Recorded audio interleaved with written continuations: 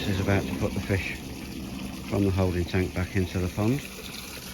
Now when we came a few days ago to look at the job, the net that was over it was only partially covering the front of the waterfall there. And this morning when we arrived, we walked up the path and disturbed the heron that was sat here. And when we came and saw the pond originally, there were a lot more than 4 fish.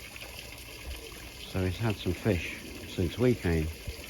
And the reason we put the net over this is because they are that cunning a fish. They will even come down and grab fish out of this tank if they could, even with us stood here working away.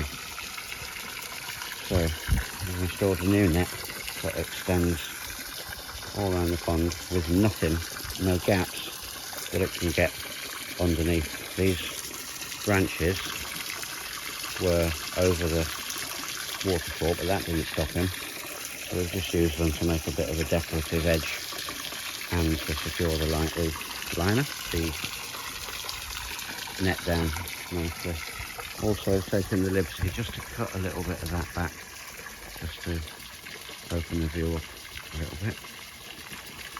Cracking job again, Luce, as always. Let's get the fish back in.